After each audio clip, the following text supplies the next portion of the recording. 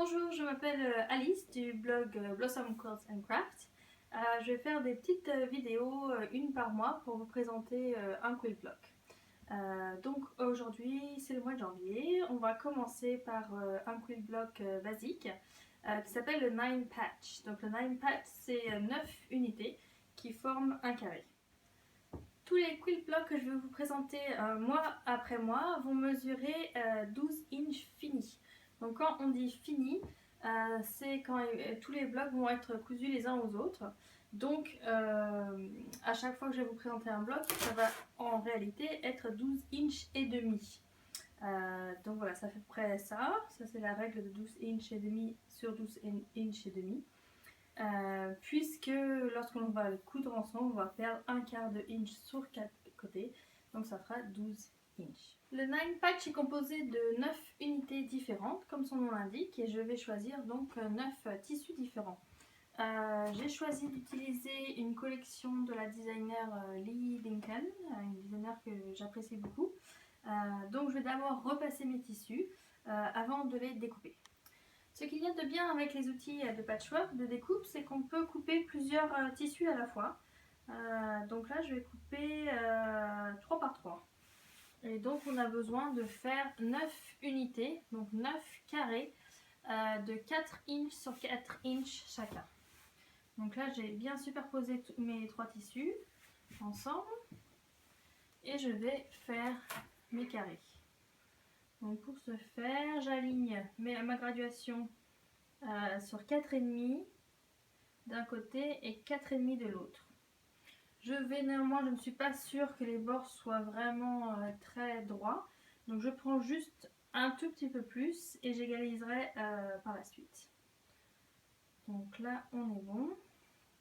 Je prends mon cutter rotatif et je découpe à travers les 3 épaisseurs.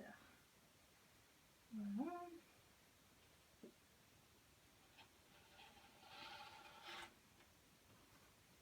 Et voilà.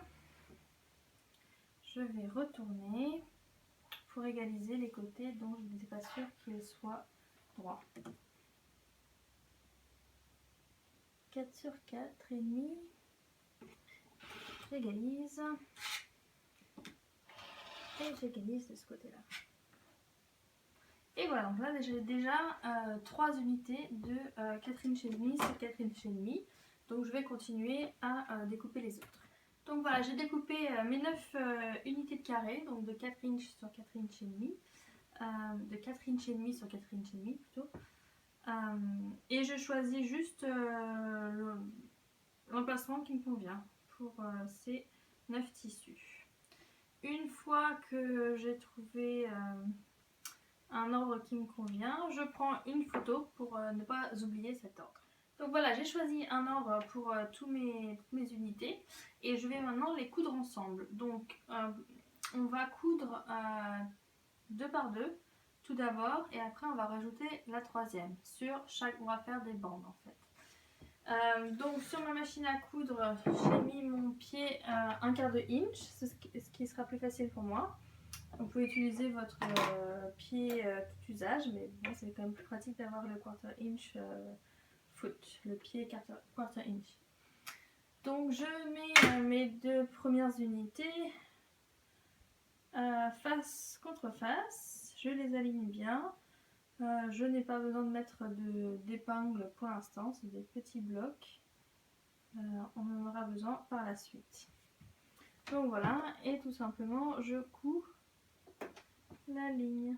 Donc je vais faire de l'assemblage à la chaîne. Donc je continue, ma première unité est encore sur la machine et je continue à coudre les suivantes.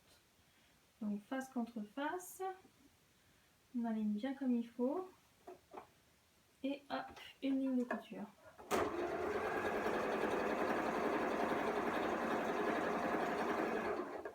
Voilà, et on fait de même pour la 3e.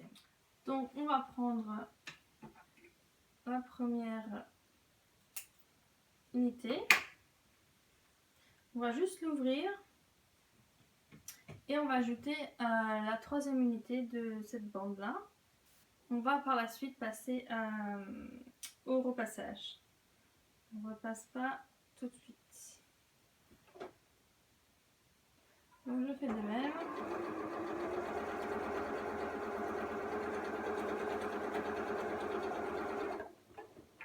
Je rajoute juste la dernière unité sur chaque bande. Donc voilà, j'ai cousu les 3 bandes, 3 unités avec 3 unités. Et je vais maintenant repasser les valeurs de couture. En patchwork, on repasse toujours chaque valeur de couture. Ce qui est important cette fois-ci, normalement la règle générale, c'est de repasser du côté le plus sombre, du côté de la valeur de couture, la mettre du côté le plus sombre du tissu. Cette fois-ci, on va repasser une fois à droite, une fois à gauche et une fois à nouveau à droite. Ça va être beaucoup plus pratique par la suite pour assembler les bandes les unes aux autres. Donc voilà, on va faire ça.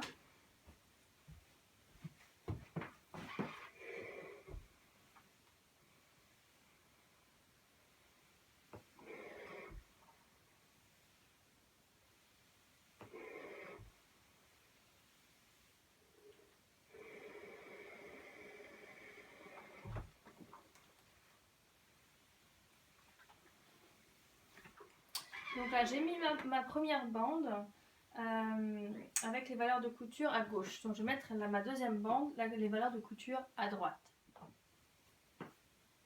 Donc je repasse ma deuxième bande et cette fois-ci, je mets les valeurs de couture de l'autre côté, donc vers la droite.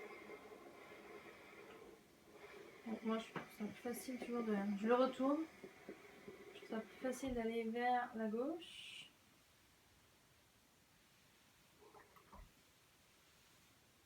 Voilà, une fois de l'autre côté.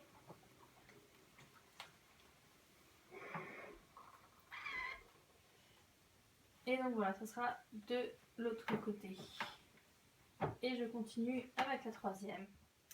Donc l'intérêt d'avoir repassé les valeurs de couture d'un côté et de l'autre, c'est que lorsque l'on va assembler 2 bandes, les valeurs de couture vont pouvoir se blottir l'une contre l'autre et les carrés vont vraiment se rencontrer. L'angle de chaque carré va se rencontrer parfaitement.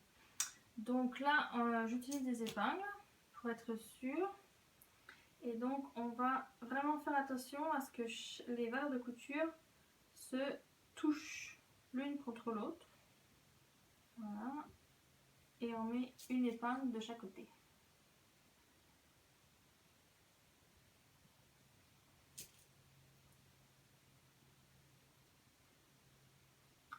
Donc je fais la même pour la valeur de couture suivante.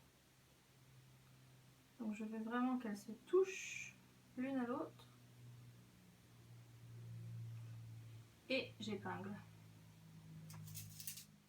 Donc voilà, en général j'utilise uniquement 2 épingles à chaque valeur de couture. Et c'est tout, après je passe à la machine. Vous pouvez, si vous voulez, ajouter une autre épingle, soit avant, soit après. Mais c'est des petits carrés, donc c'est assez facile à les ajuster au fur et à mesure lorsqu'on est à la machine. Donc on passe à la machine et juste on va faire une couture le long de cette bande-là.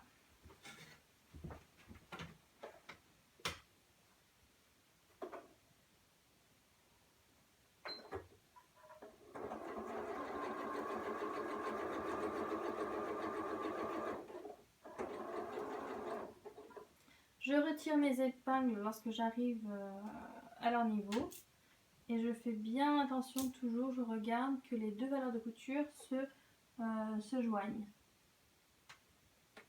Voilà. Et je continue ma couture. Voilà, et je fais de même pour les suivantes. Donc je viens de repasser mes 2 bandes ensemble. Je vais maintenant assembler et coudre la dernière bande. Et je vais procéder de la même manière, c'est-à-dire blottir les valeurs de couture l'une contre l'autre. Donc j'ai cousu ma dernière bande sur le quilt block et maintenant il suffit juste de repasser la valeur de couture. Peu importe cette fois-ci de quel côté on va la mettre. Donc, je vais juste l'ouvrir comme ceci. Hop. Et voilà, donc vous avez votre premier quilt block avec les angles des carrés qui se rencontrent parfaitement avec cette technique des valeurs de couture qui se blottissent les unes contre les autres. Et ce quilt block, on devrait faire 12 inches et demi sur 12 inches et demi. Donc on peut vérifier avec la règle. Et voilà, parfait. J'espère que vous avez aimé ce tutoriel sur le premier quilt block quilt du mois. Je vais vous montrer juste un petit projet que j'avais fait pour un quilt avec cette technique là.